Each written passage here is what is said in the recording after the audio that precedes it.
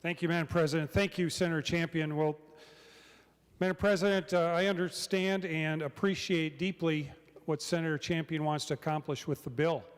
I think the augmentation of our understanding of our history and the augmentation to our culture going forward as a state is a good thing. But what we are seeing here, members, is bills moving through this legislature at lightning speed.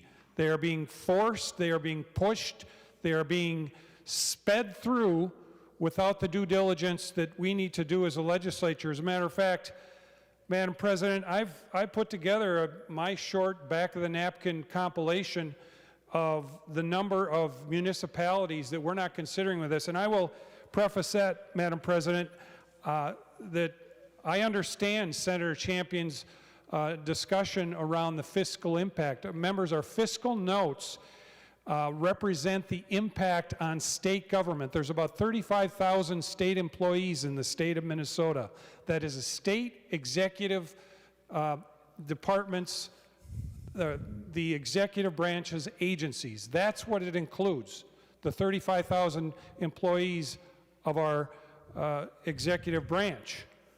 But a fiscal note does not include, doesn't, Madam President, even begin to contemplate what this particular bill or any other bill that we bring forward would have on local units of government. And traditionally, we do a local impact note.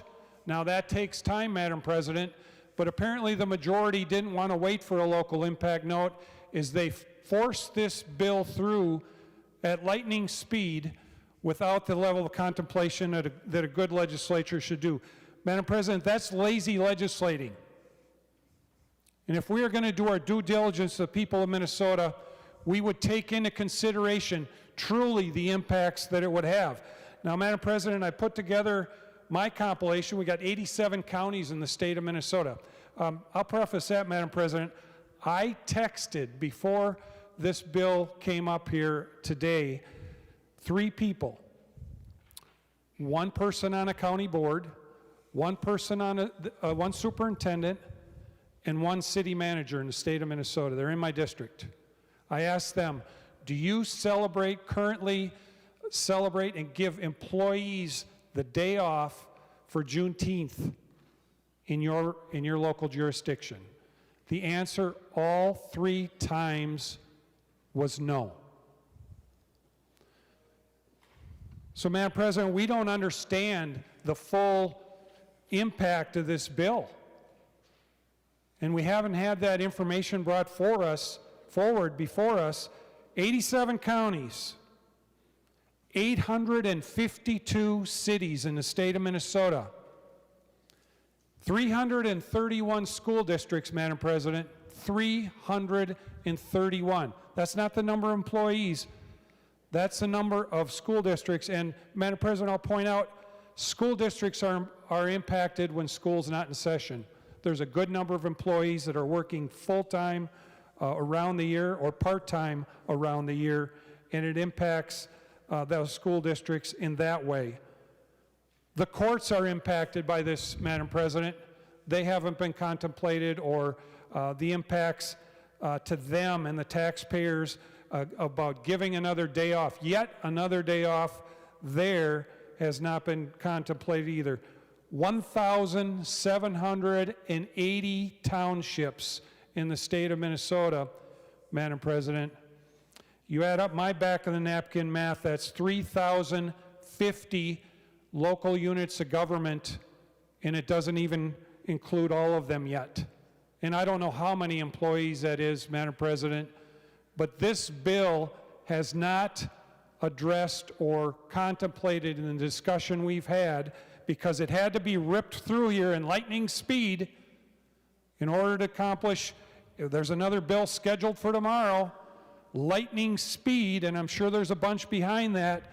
This has significantly impacted our understanding of the bill, our understanding of the unfunded mandates that this bill and our decisions are casting onto the people of Minnesota. The property tax implications, Madam President, of this bill are huge. in this body, in its zeal to zip this thing through, kind of skipped that. I don't know how much it is. It's likely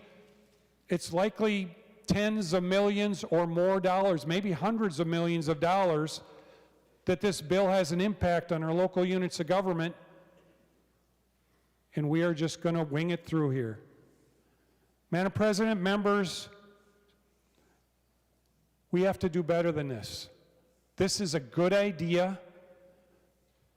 I mean, I had asked the author to yield again, but I won't.